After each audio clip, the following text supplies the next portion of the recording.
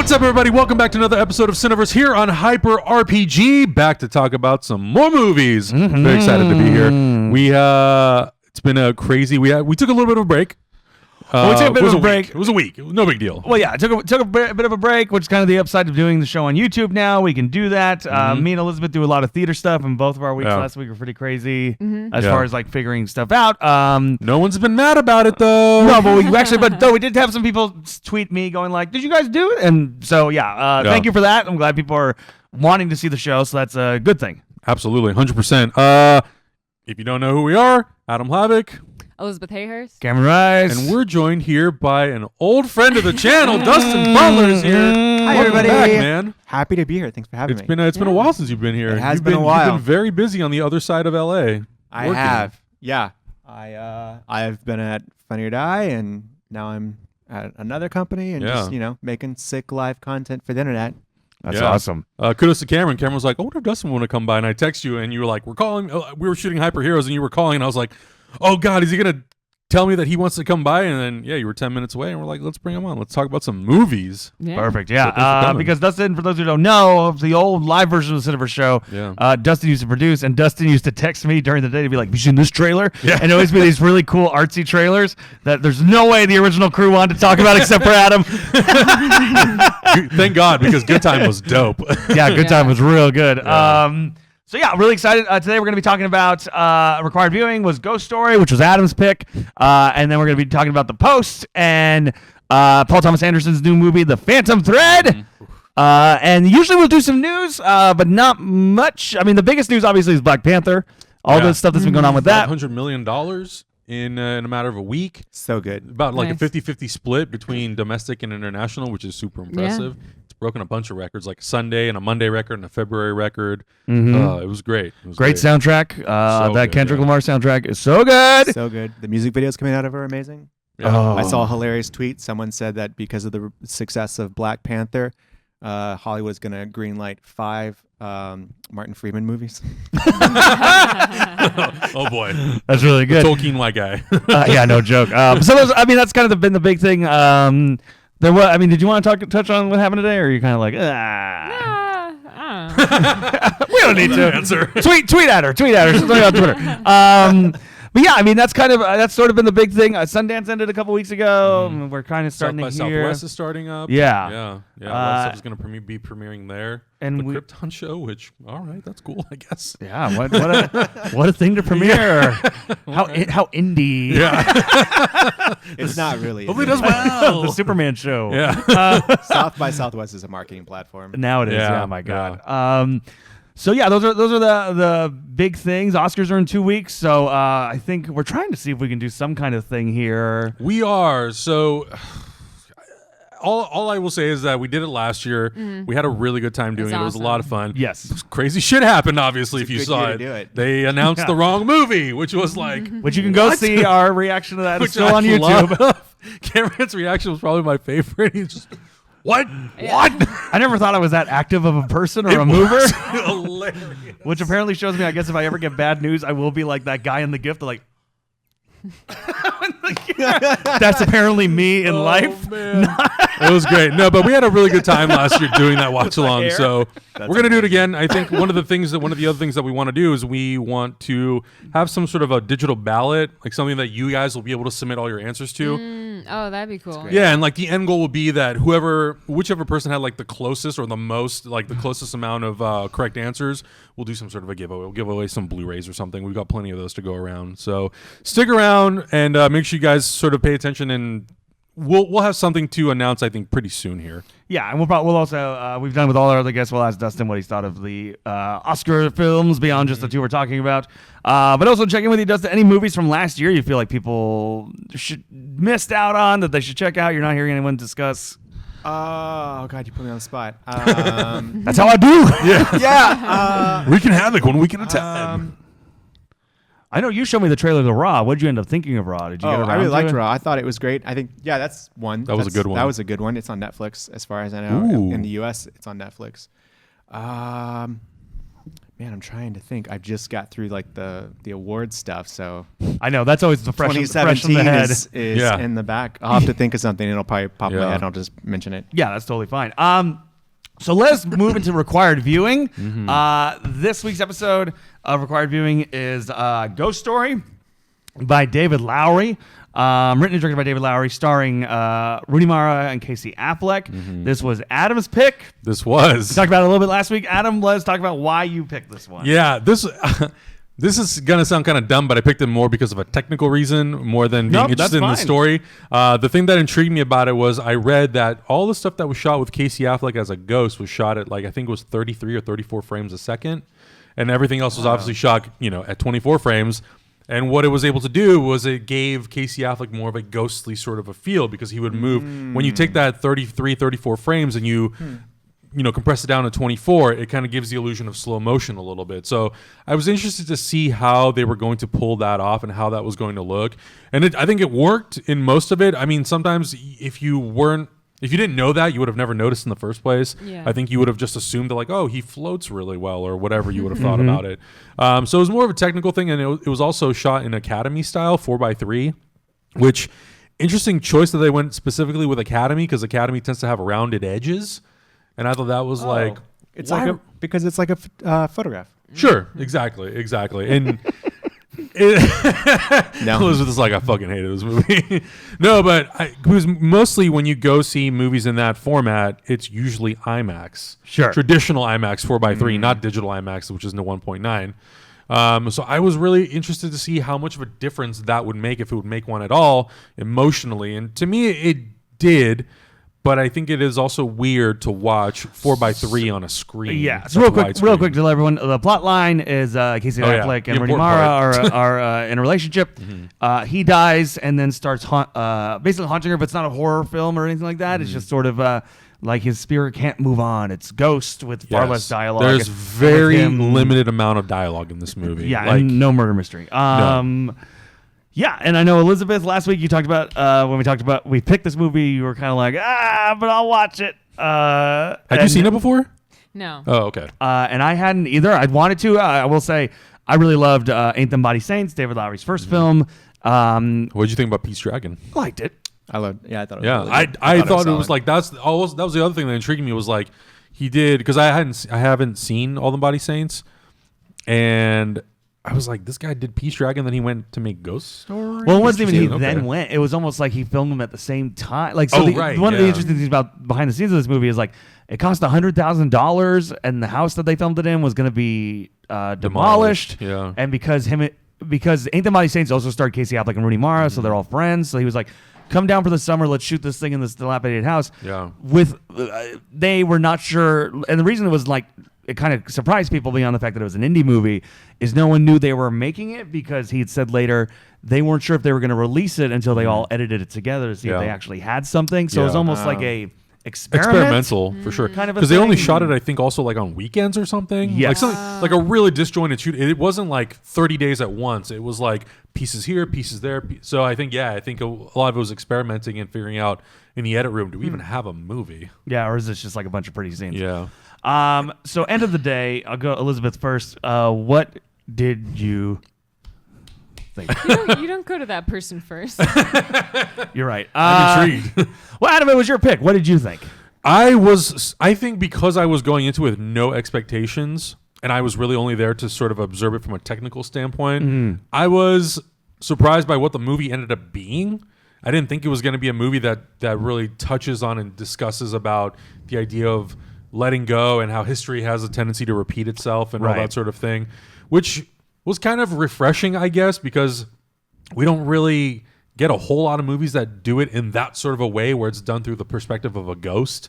It's kind of weird and a little, I don't know.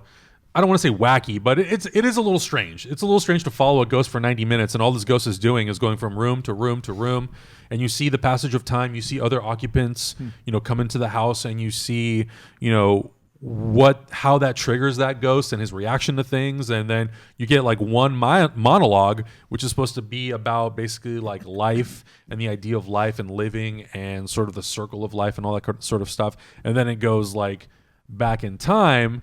and then he meets himself at the end, and I was like, this is not great, but I was very sort of intrigued by it. I would like to see something similarly done with a movie, maybe that's not about following a ghost that doesn't say anything for 90 minutes. But I thought it was a really good, cheap way of doing it. A very cost-effective way of making that movie. Right. Yeah. So at the end of the day, there's scenes I really loved in the film. There's sprinkling of moments. There's things where I'm like, oh, I loved how the cinematography throughout the whole thing is great. That was my favorite part, was the cinematography for sure. I did like the monologue at the dinner table, the first time, like some of the passage of time stuff. But at the end, the cast, I thought did a really good job. But at the end of the day, I kind of felt like the movie was saying stuff that to some extent Interstellar and Tree of Life already did. Yeah. In a more entertaining way. Yeah. And I don't want to say this was either... Tree of Life's got dinosaurs. Oh, I love Tree of Life. I don't want to say, and I don't like using the words like pretentious or artsy fartsy or anything like that, but this did have a feel of like it was going for something, and I appreciate what it was going for, but there were also, I think we'll talk about the pie eating scene. There was it's slow as fuck. I'll say that for sure. Yeah, and that's fine, and sometimes there's a point to that stuff, but I kind of don't know if those scenes necessarily underlined the point, and then the time moving backwards kind of thing. You're just kind of sitting there going, why? But then also the fact that, again, like he does meet, this is where it comes into Interstellar. Right. Where it's like him and Rooney Mara spoilers, by the way, everybody. Sorry. Him and Rooney Mara are like lying in bed and they hear these loud sounds and he's like, what? And immediately I was like, it's him as a ghost. Exactly. I knew right away. Yeah. 2 seconds in, I'm like, it's him as a ghost. End of the movie. It's him as a ghost. Showing the scene again from his perspective in the room. And I I was Yep, it's Interstellar again. He's pushing the books out. He's the ghost, literally. I'm curious if the part, like, I feel like this movie is also trying to say something about history consistently repeating itself and how we as a species put ourselves through the same circle of like life and death and war and all this sort of stuff. And I wonder if it was also really trying to hit on that. And I think it's there, but I think also it does feel slightly artsy fartsy and a sort of there's also like this guy. So he had done David Lowery is Shane Carruth's editor. He edited Upstream Color. And I loved Upstream Color. Upstream Color is like a bunch of crazy stuff. And so you are sitting there going like, man, I don't know what this means, but this is crazy and that's cool and this looks beautiful and this, that, and the other, blah, blah, blah. Whereas this kind of had the opposite where it's like, it looks beautiful, but I get what you're saying. After 20 minutes. And you're kind of like, okay. I would have been fine with this being like a 20-minute short film. Oh, yeah. I think I would have liked it much better as a short. Well, here, I had to restart it like 3 or 4 times. Oh, really? For the first 10 minutes. Like, I had a really hard time getting through the first 10. And then it started moving very slowly, but like it started moving. Like a dying car. I don't... You explaining how it was made makes me like it a little bit more because it comes off, and like you say, you don't want to use the word pretentious. The idea is just like, well, we have this house. Let's show up on the weekends, shoot some ideas, and then see if it's a film or not. Makes this make way more sense than it does if like this is a script and this is a plan I had and I had all these shots and plans. And yeah. Which is like, because when you go in to see a movie, you kind of assume that this was a an idea that was set to a certain degree. The Polaroid picture look with the 4x3 in the rounded corners really bugged me. There, like the cinematography is beautiful, but there is something about that where it's just like, all right, and it's because it never goes away. Right, and I thought it was. I thought it was going to. And I'm like, and the image, I was hoping like after a certain point, no, but it stays the whole time, and it's always because the cinematography is so. It is beautiful. So, but those rounded edges are always there. Just so you know, like you could have printed this out of a camera. And I don't know. There's certain things like the pie eating scene. So let's talk about the pie eating scene because it's infamous. Yeah. It is a 5.5-minute unbroken take of Rooney Mara eating a pie. And at the end, crying a little bit and then running to the bathroom and throwing up. Yeah. Unbroken shot. David Lowery's even done interviews where he said like he was not trying to film a lipness test scene or try and make people uncomfortable. He's like, but that's 20 minutes into the movie, and you're either with the movie or not by that point. So he was like, it felt like the right thing. And I understand the point of that scene. I do. Of course. And I actually, because there's been so much talk about that scene. It became an infamous scene, like a meme. In what way, exactly? People walking out of the theater, either at festivals or even after, kind of going like, people are like hating this movie because they're like that fucking pie scene. Rudy Mara even had to do interviews about it. Because and part of the buzz on the interview was like she said she'd never eaten a pie before. Like it was the first time she ever ate a pie. Okay. Was this thing on camera? People were like, "What does this mean?" And a lot of people were like, "Oh, that explains it." Yeah. So, and it's and I was honestly hoping it'd be one of those things where I watched it and I'm like, because I do love strange, esoteric, weird long takes. I love David, like the new season of Twin Peaks where David Lynch just filmed someone getting up, clicking a thing, sitting back down, brushing their pants off, looking over, getting up, all in one unbroken shot. I'm like, I love this because I know it pisses people off. I love that. I love that stuff too. And I wanted, but this is the thing. I was like, oh, I hope I love this pie scene. And after a minute and a half, I was like, yep. Yeah. Like even for slow, some of this is slow. Even for like slow and indulgent, there's some things that are like very indulgent. And it's like, be true to yourself and make what you want to make. But you also have to remember that you do have an audience, and not every person, don't pander, like not every person in the audience is going to love what you make, but you do have the audience there. And sometimes when you're going to do a super crazy long shot like that, you have to earn it. Not every shot can be that drawn out. Well, plus we also, in the beginning of the movie, when she goes to identify Casey Affleck's body, that is also one very long take, which of him. I liked. That one didn't bother me as much. Yeah, but it's another one of those takes where it's a very long take. He's laying on the bed with the sheet over his head, and you're sitting there and you're going, "Oh God, what?" Like I was kind of more expecting something crazy to happen, and then he like sits up and he starts walking around the hospital and he's a ghost. So we get to this 5-minute pie eating scene. I'm like, we already did a long take, and that one was cool. This one's just kind of there. Yeah. I didn't hate it, but I didn't care for it. It was just like, okay. Whereas the stuff you would think, like we talked about this a little bit, the stuff you would think is weird are like the two ghosts talking to each other across the house. I like that because I love that. I felt like that was more of a choice. Yeah. That's an interesting, that's thoughtful. Yeah. They silently communicate and there's like subtitles. I'm like, this is a very unique way of having ghosts communicate. That scene was probably shorter than almost any other sequence in the movie. Yeah. But I do want to talk about some of the stuff. I did love, that was one of my favorite scenes. I actually did like all the stuff with the Latino family that moves in and his reaction, all of that. That was really cool. I thought that was great. And honestly, and there's a lot, like the sheet, they talked about this too, that it's like, they actually had to kind of like bring in a costumer to make a certain kind of sheet. Yeah. Because even they thought they could honestly just get a king size sheet, throw it over Casey Affleck. Yeah. But they said like even a king size sheet, a grown man's leg still sticks out, so they had to do all this fabric stuff and kind of puppeteer it. And there are some like scenes, like the way the sheet kind of falls on him and everything, where it is kind of like a weird beauty to it.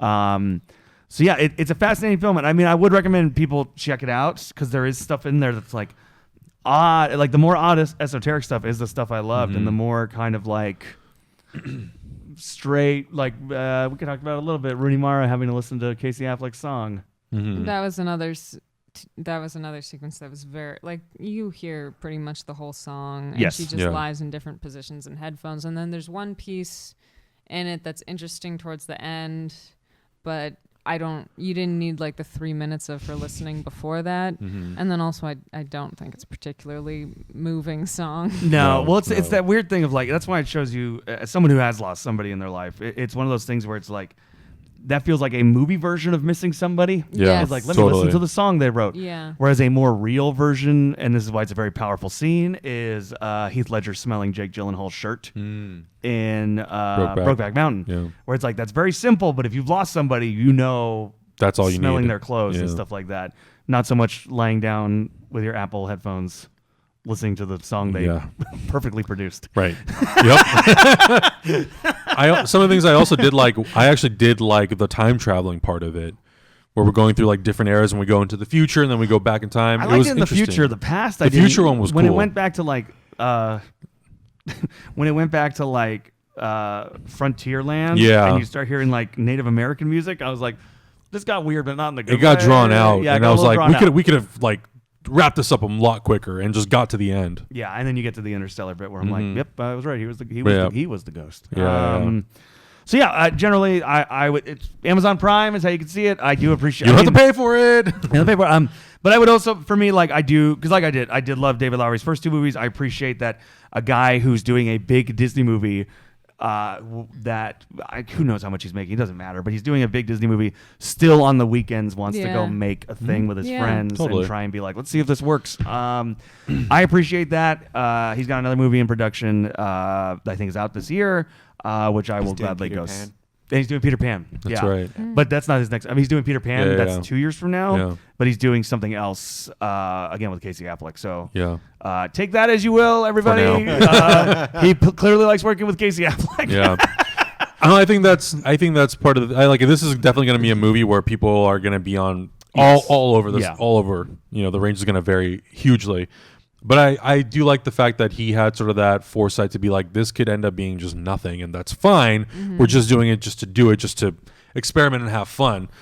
I do think that if, going into it, if he would have been like, this is my passion project, I would have been like, fuck this. Yeah. The fact that it was just sort of like a thing to just do, I'm like, okay, you just wanted to like get something out of your system. That's great. Which I mean, that's what you should do as a filmmaker. I think we've all had that. Yeah. You have a camera and you're like, let's go film something this weekend. I don't know. Totally. You call your friends, see who's available, and you do it. I call up Casey Affleck. I'm put the sheet on you. Nobody wants to see you. Yeah. I haven't seen the movie. My only relationship with it is for a week I tried to get one of the ghost costumes because A24 was selling them. Are you serious? Yeah, in limited quantities before Halloween. No way. And I tried, and they kept selling out, and I was so angry. That's awesome. That would have been amazing if you would have walked in here wearing that. I would have been like, great. Amazing. Ladies and gentlemen, Casey Affleck. Yeah. Oh my God. Burn the house so down. if you guys see it, let us know what you think down below in the comments. So as far as next week goes, no required viewing for next week because we got 3 more Oscar movies to talk about. Yeah, we got to get through them. So those are going to be our 3. So then after that, we will then announce what our required viewing after that is, which brings it back around to Elizabeth then. Mm-hmm. So think about that. You got a week. Wait, what's that? Required viewing in 2 weeks. Oh, in 2 weeks. Okay. Yeah, because next week we're doing 3 Oscar films. And also I think next week we can announce who won the It Blu-ray as well. We will do that. So everybody's been writing comments and hitting us up. Thank you so much. So we will have that announced on the show next week. But that can bring us to the 2 films we are going to talk about. I feel like we should do the post first because I think that'll be an easier discussion. So yeah, let's do the post. So the post, directed by Steven Spielberg, starring Tom Hanks and some dude, passion project all about. Starring Tom Hanks and Meryl Streep about the true story of the Washington Post trying to publish the Vietnam papers that Robert McNamara paid to have looked into the Vietnam War. First time screenwriter, I guess that was a big deal that the screenwriter wrote it on spec. Blacklist. Yeah, then it became Blacklist, and then one of the writers from the Spotlight came in during production and also has a credit, so did a bit of a rewrite on that. The movie stars, like I said, Tom Hanks, Meryl Streep, Bradley Whitford. Yeah, Bradley Whitford. Jesse Plemons. David Cross. Yeah. Bob Odenkirk. Yeah, Bob both Bob and David are in this in wigs, which is an idea for a film. But yeah, let's talk about it. So the post. We'll go to our guest first. You didn't get to talk about the last one. What did you think of the post? I thought it was fine. I thought so it's Spielberg, so the craft is exceptional. Of course. Yes. I don't think people realize at this point how good he is at making movies, directing movies, because I think at least for myself, I've seen his work growing up, and it's just, this is Spielberg. But well, it's one of those things where someone makes something look so easy that they get underappreciated. Yeah. So it's always good to see one of his movies. The trend that he's been taking, but I think it's also been happening. There was that movie about the mathematician, I forget, with Benedict Cumberbatch. Imitation Game. Imitation Game. One of the trends in these types of movies that I'm not a fan of is they just kind of hit the cliff notes, and I understand why they're doing it. Yeah. But I almost would rather see like maybe like an Aaron Sorkin take, where you take 3 moments. Not that his Steve Jobs was the best Steve Jobs ever, but I mean, it was interesting to see 3 different points. So yeah, the Hollywoodization of the story wasn't particularly interesting to me, but it had production quality, had my attention. I enjoyed watching it. Yeah. But it was fun. Adam, what about you? I have to echo a lot of what you said. I feel like a lot of these movies that he's made in recent years, especially this one, they have a very like Catch Me If You Can sort of vibe Yeah, to them. that's a good call. Yeah, Where they I really enjoyed that Yeah. one. Yeah, I love Catch Me If You Yeah. Can, Amazing. but it has sort of that vibe where it's like it's trying to be peppy and fun, and it's Kinda dramatic, light and- and yeah, really light. and Forward, yeah. Bridge of Spies to me is a little bit like that, but it also tends to deal with maybe a little bit more darker shit about what happened during World War II. Well, do you think that's also because that one's co-written by the Coens? That could be also it. Yeah. But it definitely, I do think Spielberg is sort of in this weird place now where I honestly, if someone were to tell me that Spielberg made this movie in like a month, I'd be like, yeah, I believe it. Because he makes it look like it's sort of, like. it wasn't made in a month, but I He's know very good. Like, the But movie- he's, but like what I mean is by that is like, he makes it look like it's so easy to do. Oh Yes. yeah. Yeah. I think this is one of those cases where it's like I think he got the script in April and the movie was out in November. Like it was That's kind of one of impressive. those cases. To do it. Yeah. To do it in that amount of time is. I mean, granted, it's not like some big special effects movie, but because it is a Well, it's still a period, period piece, piece, yeah. there is a lot of work to do with like costume design and set design and all sorts of stuff. So Right. But yeah, I will say that Janusz Kaminski is like a saving grace for him because he takes Ooh, everything I'm gonna have that's. some comments on that. Oh, really? So I think like he takes a lot of like what is already done so well through like costume and prop and all the other stuff and puts that Spielberg like touch on it, whatever Right. that is. Elizabeth. Yeah, I agree a lot with your review. I think it's both of you. I mean, I liked it. It's very well made. I think Cliff Notes' version of an event is a really good way to put it because it hits these things, but it doesn't. And like Catch Me If You Can, and kind of goes in deeper to these characters, and you have. Whereas I feel like even they did go into the characters a little bit, but it felt like just enough to get that Cliff Note, and then we're away to the next one. And so I didn't feel like you really had a lot to sink your teeth into, despite it being such a good, fun story. You got the characters, you got their motivations. I thought it looked great. It had that beautiful end shot of the newspaper that it was just so lovely. That is a very Spielberg thing to do. And At the end when the newspaper's getting printed, I love that. I'm Isn't like, that this is great? Like, Spielberg. oh, this is nice. Yeah, I'm really kind of. It's funny. I'm mildly conflicted because there are things like from the first dinner that Tom Hanks and Meryl Streep have to the end when the papers are being printed. I'm like, I love this. I know it's so movie, but there's things I love. Meryl Streep somehow walks out of the courtroom and it's surrounded by nothing but women. I love that. It's a That very was movie great. thing that Yeah. couldn't have happened. Yeah. I don't give a shit. I love it. I like this universe. The last 2 minutes, Cameron. and the first 10 minutes are so bad. Wait, what's the first 10 minutes? The Vietnam stuff. Yeah. Oh. This is the So man bad. who Glossed filmed over Saving so Private fast. Ryan. Yeah. And I'm not saying he needed to make a brutal Vietnam War No. looking scene.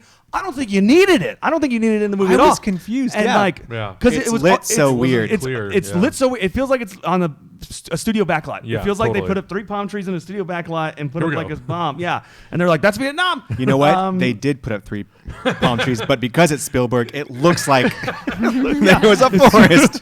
And the only reason it's there is so you understand why this guy took the McNamara Right. papers. But I don't feel like that's necessary. I think you easily No. could have just started this movie jumped in. with Tom Hanks and Meryl Streep at dinner, being like with Tom Hanks doing his voice, which is such a character voice. But I love it. I like it. Not yet. I'm fine with it. I will say I did like the sequence of him getting them out, the papers. Oh, I didn't mind. And you know what? If you wanted to do that that was- over the that opening was credits, great. That was if you wanted great. to do like all the copying over the opening credits, Yeah, yeah. and then cut to dinner with Meryl Streep and Tom Hanks, and he's like, "Are you talking with McNamara?" Like that's, I would have been fine with that, because again, like, and here's the problem: sometimes you're judged against your own work. This is the man who did Saving Private Ryan, a film where the battle scenes literally influenced war movies for the next 15 years. Again, I'm not saying it needed to be that brutal or that violent or anything, but I'm sitting there going, man, Spielberg's going to have a Vietnam War sequence. That's going to be pretty cool. Yeah, And it kind of just felt like, Felt the same way. It was just in there just to be in there as like a prologue. You're like, all Yeah. right. So that wasn't good. The ending. So now that we can talk about the ending, because I talked about the ending 3 weeks ago. And Can I didn't just say spoil really it. quick? I remember you specifically mentioning that. You're like, the movie could have just ended here, and the movie, I thought it was ending, and it goes to that ending scene, and I'm like, yeah, I didn't need this. And it's worse than the Lincoln ending. And the Lincoln ending, and I love Lincoln. I love Lincoln. 3 years later, I still can't forget that ending. Where I'm like, why did you do this? And it's worse than that, where it's like this newspaper prints out this beautiful scene, and Meryl Streep's like, maybe this is what it means to be a reporter, and Tom Hanks is like, I think it does, ma'am. And Played you're by like, Bane. and I'm like, go to credits. This is great. Yeah. She's walking off into he's walking back to the newsroom. Credits. Nope. We got to cut to the not sequel Right. where it's the Watergate, and there's a right. guy with a flashlight, and then you hear a phone call where he's like, because you also have to have the line that goes into the sequel sequence where Yep. he's like, I bet nothing this crazy ever happens. Ma'am, I don't think so. Watergate. Hello, this is so-and-so at the Watergate Hotel. Credits. And I'm like, ugh. Yeah. And it doesn't feel like it's there for any... I love Spielberg. It feels like it's there for stupid people in the audience who don't know history to go, oh! That's I exactly have- what I was going to say. I do have an argument for it, because I think the whole point of the movie is just to show how important freedom of the press is. Sure. So I think that scene just says they fought for the right to Yes. publish these papers, so that it then yielded them the ability to go after Nixon. Which I So don't... I think and what I it- like that idea. I like it too, but it's a weird way to Yeah. make that To point. bow tie Well, it, again, yeah. in the dialogue being like, I don't think we'll have a story this big again. I don't think so either. And I'm like, okay, that's real cornball. And then It's a to real literally Hollywood have like the worst line delivery I think I've ever heard in a Spielberg movie, or someone being like, this is so-and-so at the Watergate. Credits. And I'm like, woof. Like, the fair point. Spielberg, emotional hammer. Did you get it? Real bad. But yeah, I mean, literally. And also every scene with Nixon, because they clearly just had real Nixon Yes. Yeah. voice recordings. But I don't know why. And you can hear the voice recordings like, well, make sure the Welsh never on here again. But then Yeah. the actor playing him Don't invite him. Don't invite him. Don't invite him. Yeah. Yeah. is doing that in the window. And I'm like, why? Why are you so animated? I didn't think about that. I totally it noticed really that, yeah. it really annoyed And me. again, it's why like am I this. doing Who this? talks on the phone like this? I Don't let the do buzz in really here. like that they use the recordings, but you're right. And I don't know, maybe it's because he's so far away. Maybe. That they're just like, we want it bigger because you're way in the distance and you're behind like a translucent curtain. Yeah. But yeah, no, it's really big. We did a test screening. No one thought that that was Nixon. They thought it was a mannequin. Oh my God. They're just From like, Home yeah, Alone. well, when you played it close, we can't see you from Yeah. like a block away. Yeah. So Yeah. and those are the things that end up because I thought like Meryl Streep. People make jokes about her now, but she's great in the movie. There's so much great stuff with her and Yeah. Bradley Whitford. All the stuff with her and Tom Hanks. It's really more her movie. I think. I think Yeah. the story's her story and less so much about the papers because we know going into the movie, you know the papers. Right. came And out. it's really her like hearing everything that's going on in Yes. this workplace and how everybody doubts her and how they talk about, it was her father's company, then her husband inherited, now it's hers. It's like it's only hers by inheritance, and it's like it was really interesting to sort of see her just step up to the plate and be like, no, we're gonna print this, we're gonna roll with this. If we go to jail, we go to jail. Fuck it. I It's love worth Sarah it. Paulson as Tom Hanks. I wish she had a Yeah, little bit more to she's do, but great. she was great. Yeah. Yeah. So there's like a lot of these little moments. I can't deny, and he's done it before, where he cast Simon Pegg and Nick Frost, but that was in Tintin, and they were also computer animated, so it wasn't just having David Cross and Bob Odenkirk in costumes, in 70s costumes with wigs on. You do, and that's just me Yeah. being a comedy fan.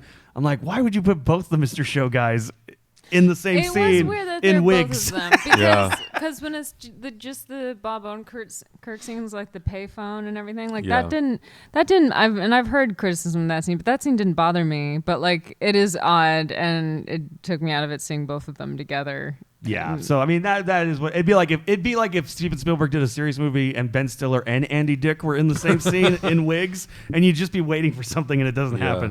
happen. But generally, like everything else, like I really did like Tom Hanks, even if his voice kind of came and went a couple times. What was the thing about Really the cinematography that you didn't like? Oh, so this is just my thing. I mean, Janusz Kaminski's great. He's done a lot of great work. I do wish occasionally, because Spielberg, his career, he worked with different cinematographers constantly until Janusz Kaminski. On Schindler's. Schindler's List, and then he's never worked with anyone else. and I think that has hurt certain films like Crystal Skull, because Janusz Kaminski's big thing is blown out lights. Blown out lights, blown out windows. It's all big white and all this other stuff. And sometimes it looks great. Like Lincoln, it's beautiful. There's a number of Spielberg films. Obviously, like Munich is great. There's a lot of great cinematography in that. But this has the case sometimes where it's like, and I'm not saying it should have looked like All the President's Men or anything like that, but there's scenes where it's like the windows are completely blown out white and Tom Hanks is standing in front of it. And the only thing that makes you see Tom Hanks' head is his hairpiece. Yeah. And other than that, it is just blown out white. And it is one of those things where it's like, again, like like Kaiju. And most of the time it's great, but there's occasionally where I'm kind of like, I kind of wish he could bring back Dean Cundy once in a while, that kind of a thing. Like, because the overblown out white thing window. It has a purpose, and for some movies that he does, I'm like, not necessary. Yeah, it was a little, for me, a couple times it was a little distracting. Some scenes were great, and then some scenes were very distracting. Yeah, that's fair. Yeah. That's fair. But overall, I think the movie, I still enjoyed it, but it is definitely one of those movies that I'm sort of like, I can watch it once, maybe recommend it to people, but I don't know if I would necessarily go back to watch it again, because I feel like it tells a Cliff Notes version of history. Great. Now I would want to just go and research more about that history. Yeah. Real curious, real quick, because we won't be talking about it since it didn't make the list. And since you brought up Sorkin in comparison, what do you think about like Molly's Game in comparison to this one? I didn't get a chance to see it. I haven't seen Molly's Game. I have the screener, but I haven't watched it. I was trying to get a screener, and then I was like, screw it, I'll just use my movie pass and go see it. And then the day I decided to go see it, it was gone. Because that one, it's interesting because like it almost has like its flaws in a Sorkin way, which is and it's just kind of interesting that of the two moments in history or historical dramatization films that the Post made it. And I do think the Post should have made it over Molly's Game, but it's just an interesting comparison. Yeah, I still want to see Molly's Game. And there's a lot about the Post because obviously we can't ignore the fact that the time we live in right now, and there's kind of war against the press, so there is that kind of like rah for the press. And I think that's maybe the why the stuff that did work for me, which is all the post-Vietnam, Watergate stuff, really worked for me. I'm a sucker for movies about the press where the guy's like running to get the phone and call his source. It's so good. It's so cheesy, but I will say that between this and like Spotlight, I thought Spotlight had a little bit more. I think Spotlight's a better movie. Yeah, it was deeper. Spotlight was less Cliff Notes and a little deeper, and this seemed more like popcorn. Well, Spotlight also had a sense of, in a weird way, even though this is dealing with the government, the Post dealing with the government, and Nixon and all this Vietnam and all this other stuff, there was almost a weird feeling in Spotlight. And again, like we know the outcomes of both of those stories and what happened in both those stories. Spotlight had like a weird sense of danger to it still. Totally. Yeah. Like the You scenes feel a Rachel, little more connected to it too, I feel like. Well, Rachel McAdams, there's scenes where she's trying to Yeah. get to people and going to their homes, and you're like, Jesus Christ, like what's going to happen? Like how's this going to go down? Whereas like you got, and I don't mind the scene, but you do have like Bob Odenkirk stumbling with a phone. Yeah, like, no. There's not a sense of danger. No, Spotlight was amazing. Yeah. I love that movie. Spotlight is fantastic. Yeah. Oh man, y'all go see Spotlight. Spotlight's really good. At the end of the day, go see Spotlight. But no, I'd say go see The Post too. Yeah. Like honestly, Yeah. like there's If you're a Spielberg fan, Yeah. no question. yeah.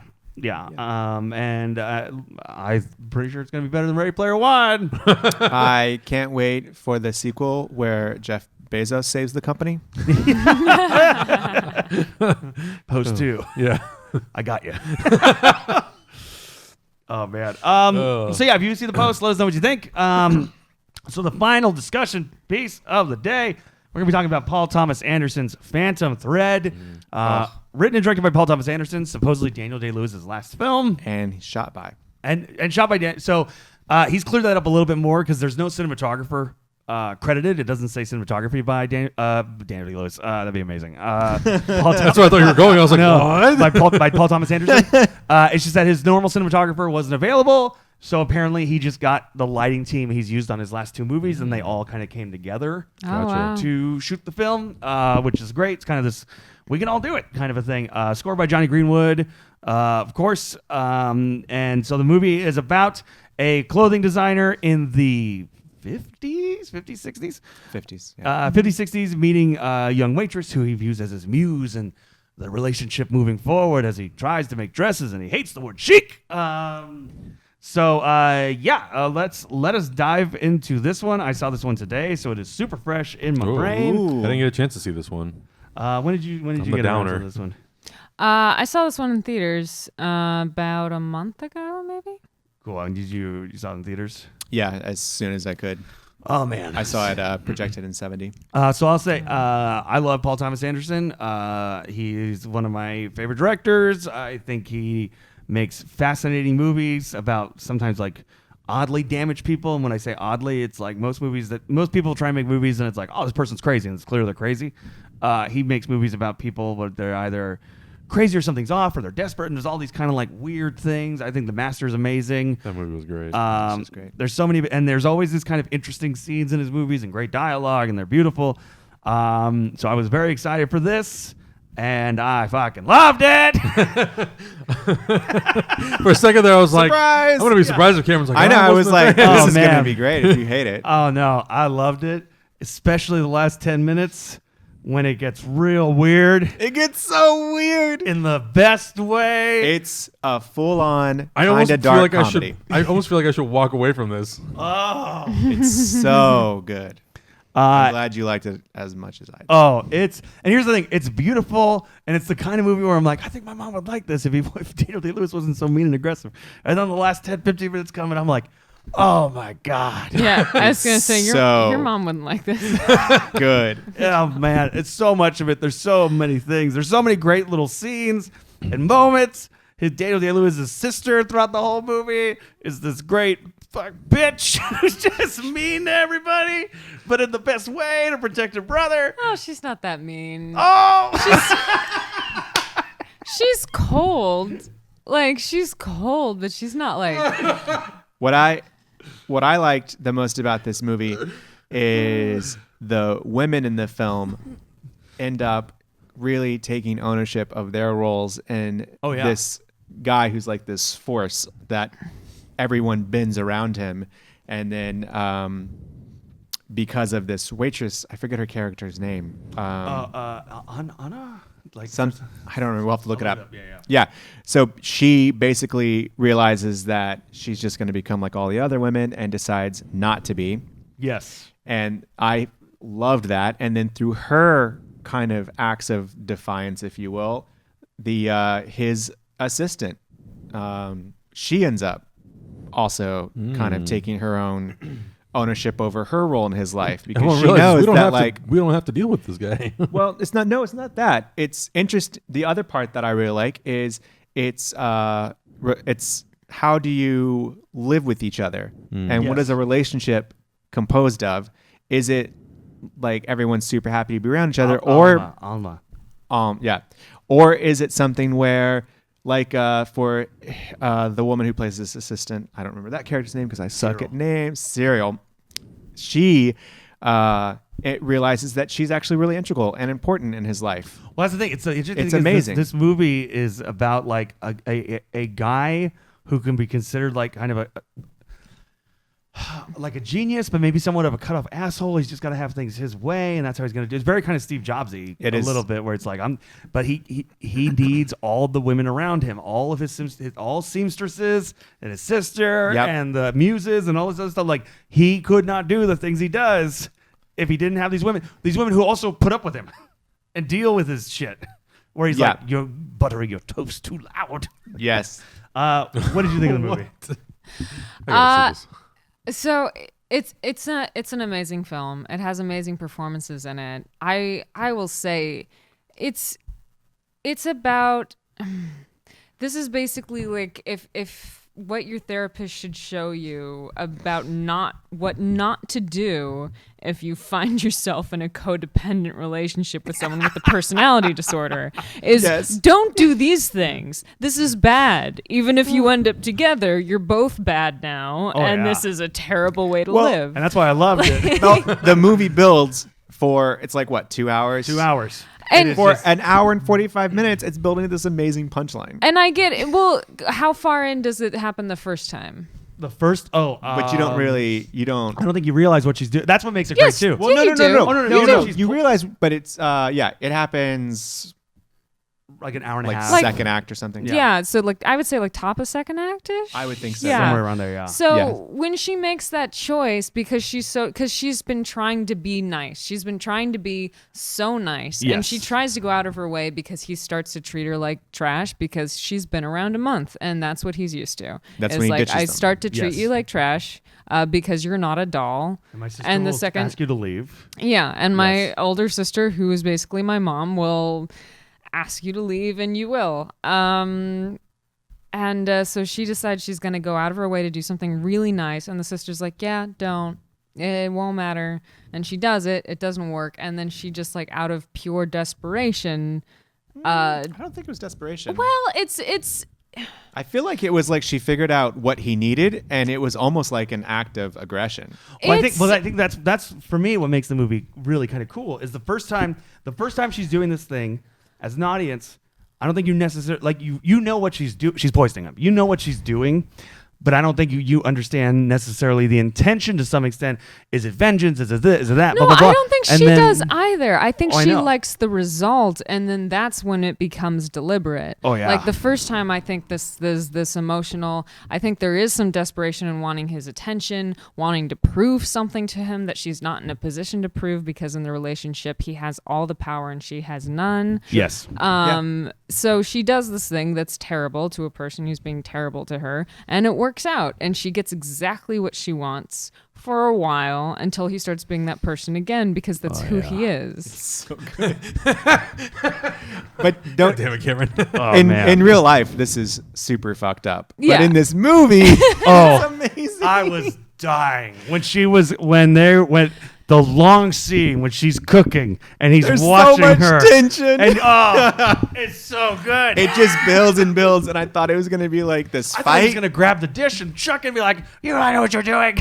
Well, And I that's was the like- thing that I have a question about because she was counting on the fact that he would be into it.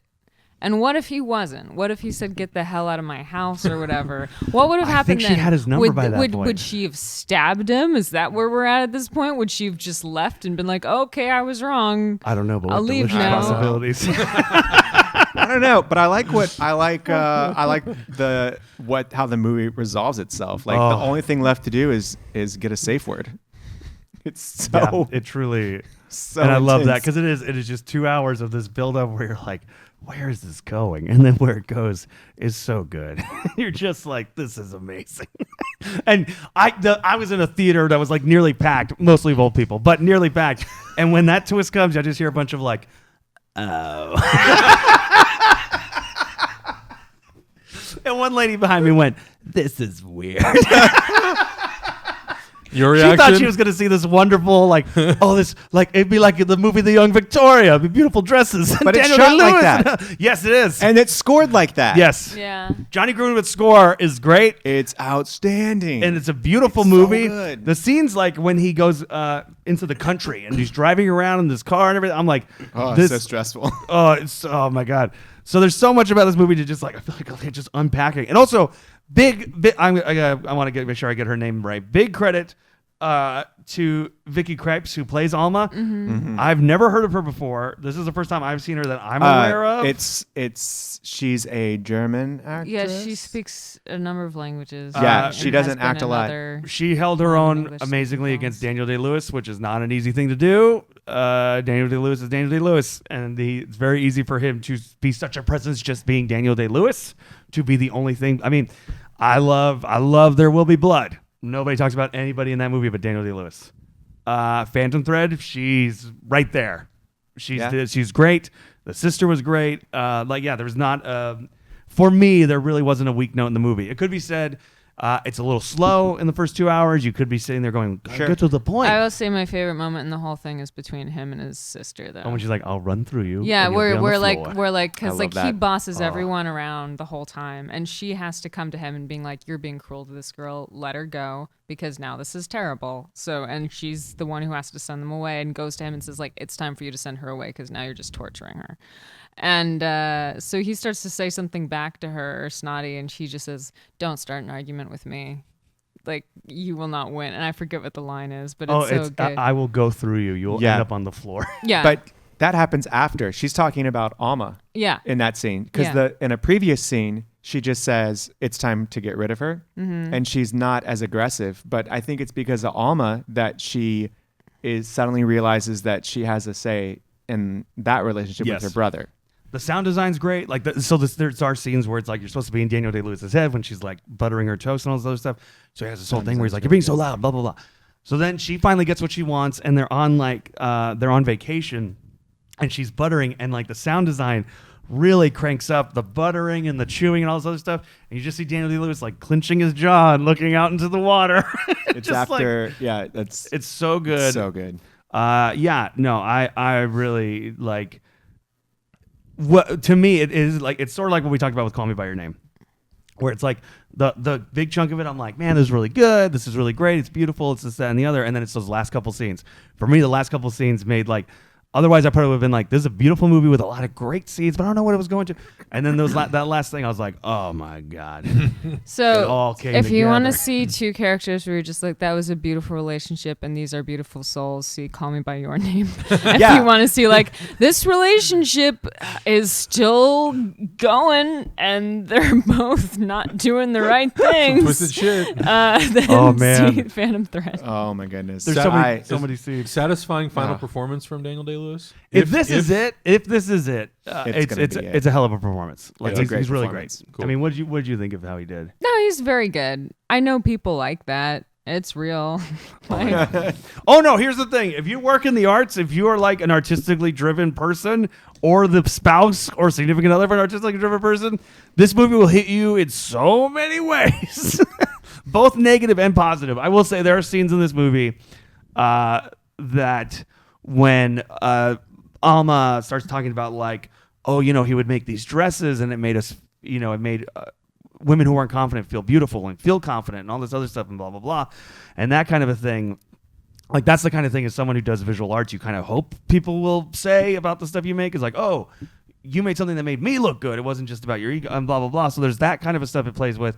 But then, yeah, it does play with the artist who does want to be like, don't talk to me. I don't have time for this. Like, he was like, what was the line? I don't have time for conflict in the morning. yeah. Something like that. His like, his current yes. girlfriend, I who want he that on a t-shirt. started ignoring and not talking, refusing to talk to her about it. Finally sits there and is just like, so are you breaking up with me? What is this? Do you want me to go home? I don't know what I'm doing in your house. And he just says, I can't have confrontation in the morning. Confrontation. It throws Wow. off his I can't. routine. And then he just refuses to speak to her. Fuck, I'm gonna watch this movie and be like, that's me. I'm It's- going to hell. I will say, yeah, I will say, as someone who does sleep? art stuff and comedy stuff and everything, like there were moments in this movie where I'm like, ooh, I do that.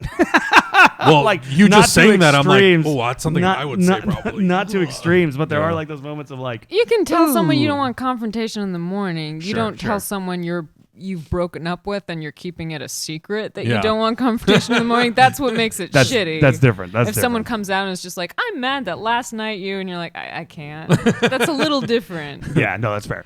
And I love the way it was shot too. Not just as cinematography, but where talking about Spielberg and how he knows how to place a camera. Paul Thomas Anderson's placement of cameras. Some of these scenes. It's great. And the staircase in that house where they Oh. do the modeling stuff. Well, and the staircase. walking The number of down. times that staircase is used for reveals. Where Yeah. like Alma will be on the It's very stairs and the good. camera's behind the wall, and then we'll go like this, and Daniel Day-Lewis is halfway up the stairs. Mm-hmm. The dissolve was one of my favorites. That slow dissolve with the snow.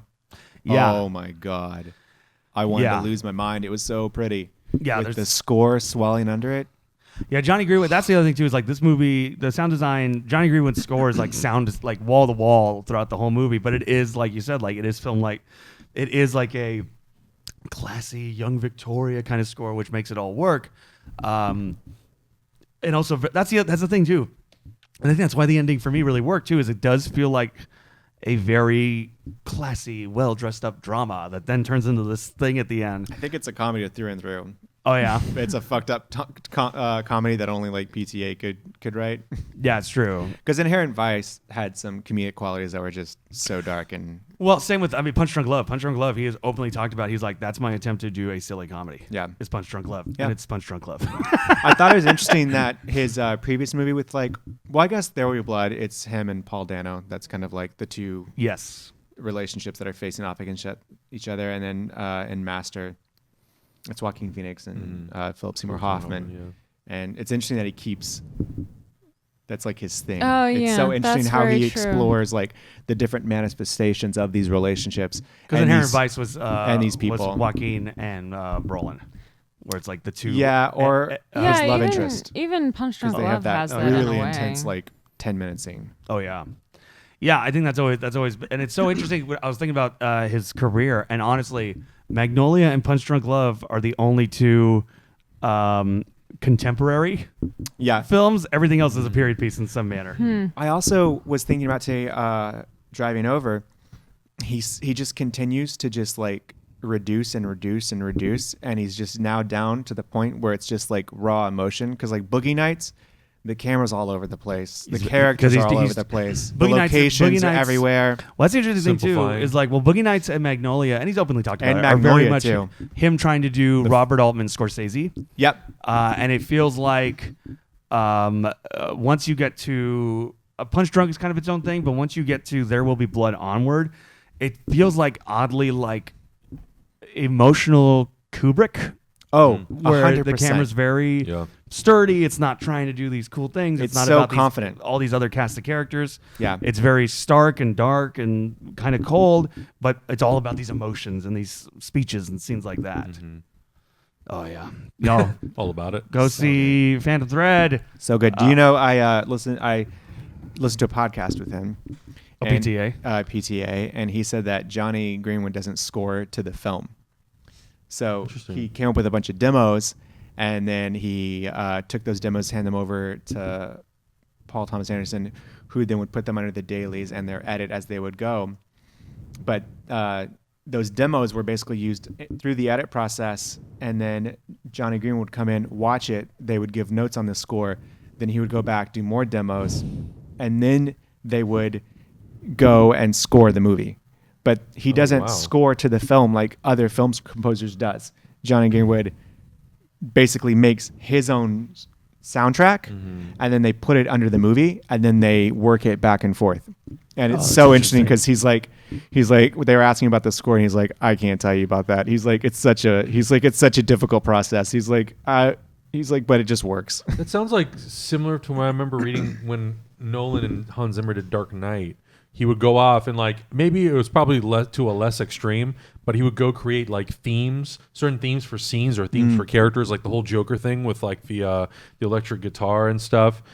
And it wasn't until they actually got to actually like scoring the movie that they had already sort of worked out what the musical beats were going to be and where they were going to go, and then they would just sort of like alter the music to sort of maybe fit the scene better. But that's a really interesting approach. What were you thinking? Oh, well, I will say that one, and it might be a result of that, is that the movie doesn't feel scored. It almost feels like the director picked a selection of music he liked, because there aren't like as many like motifs for a character or for a thing recurring. It's just music that goes well with this. It's almost like Kubrick picks classical pieces and puts them in his film.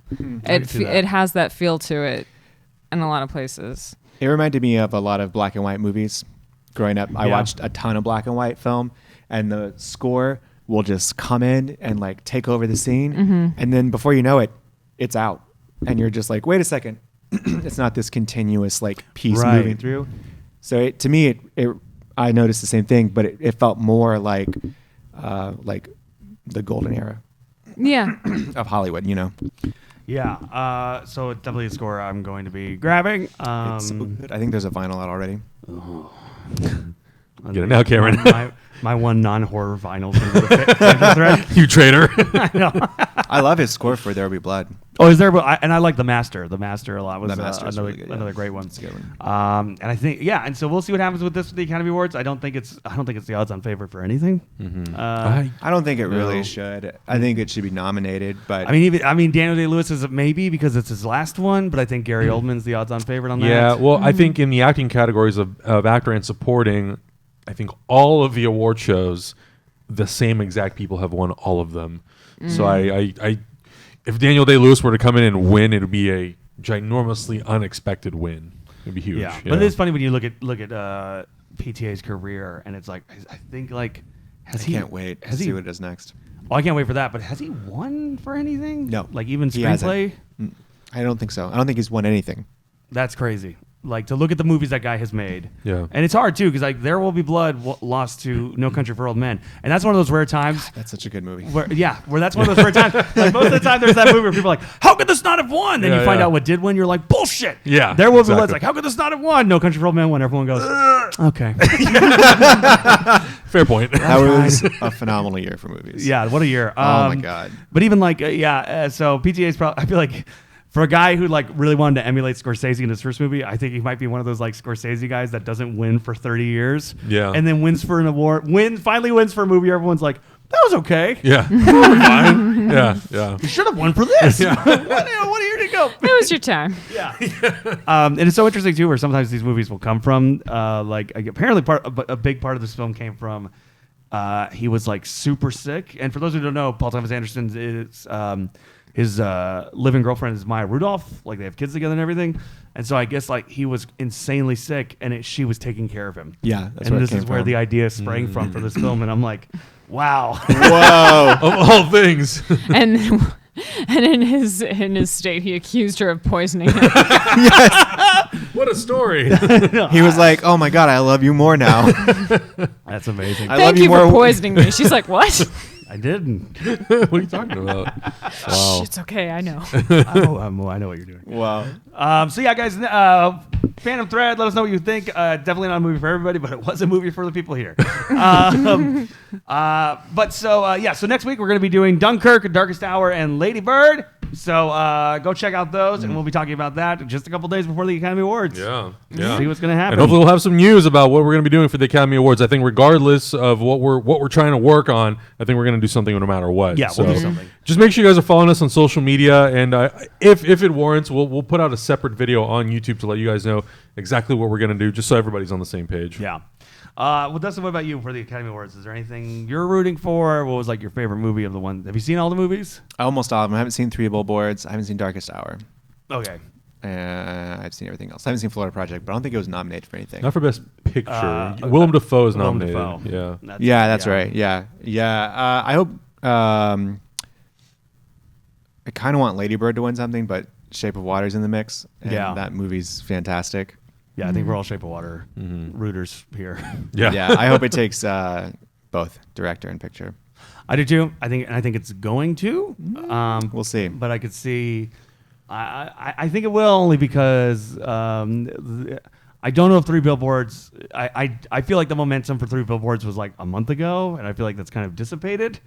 I mean, voting has already happened, but I also feel like there's been enough backlash, and the fact that he's not nominated as director, that's not always guaranteed. But Argo's a rare case.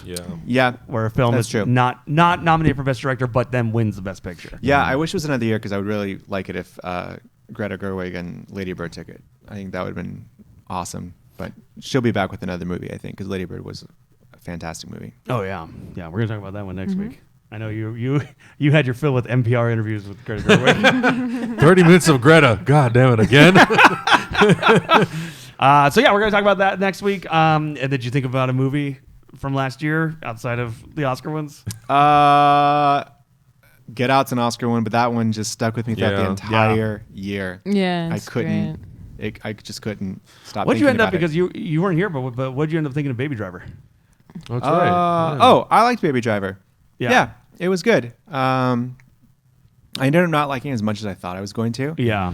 But editing wise, it's a phenomenal movie. The editing is so on point.